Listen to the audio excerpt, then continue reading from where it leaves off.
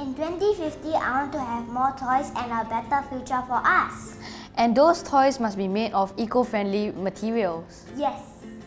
We would have an abundance of community gardens, composting system in HDB flats, rooftop edible gardens. Growing food would be second nature. I am older but mobile. I move around easily with the extensive network of buses, trains and hired cars with very few private cars. I ride my bicycle safely to many places as bicycle lanes are now completely separated from other traffic. Someone finally told Jurong Island to switch off their lights. So I now take staycations in the iconic red buildings that used to house Shell employees on the island. So 5 million trees and 5 million people, and we'll all get along really well. I hope as a country we have a thriving green economy that is Singaporean-based and ethical, and one that places importance on innovation. We will have independent unions who will fight for fair wages and fair rights for all our workers, regardless of nationality. To see large supermarket chains have refillable booths for selected food items. I now wear slippers and shorts to work, as Singapore's dress culture has changed to be more practical to suit our tropical climate. We celebrated harvest holidays as a national holiday. Pongal, a Tamil harvest festival, becomes a national holiday, so all my Chinese, Malay and Indian friends are all celebrating this together.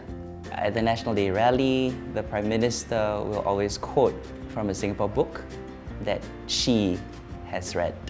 NS is no longer a matter of turning boys into men, but of getting our youth to care for their fellow citizens. For instance, they might check in every day on the elderly who live alone, or they help those with mobility issues get to school or go to work or go to therapy. We will become a well-being economy. The petrochemical sector was transitioned and transformed into biofuels and all the renewables. Starting at home, parents will be able to spend as much time with their children as with their colleagues. Or I'll be 53 and I may have a husband or a wife or whoever, and I'll be able to get a BTO thanks to less restrictions on HDB housing. Every HDB block, we have our own Google Drive where we upload our own laws and we make edits like V1, V2, V3, all that.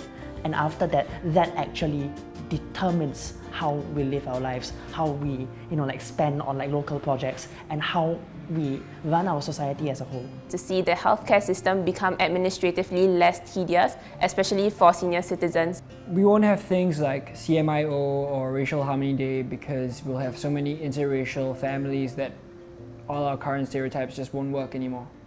I celebrate that young people's concerns about climate change and other social challenges in 2020 have resulted in a better Singapore in 2050. Every Singaporean will have at least one Singapore book on their shelves. So my hope for 2050 is that emotional literacy will be part of the school curriculum. And I think it's a great foundation for us to look at problems that seem insurmountable and go, how can we fix that together?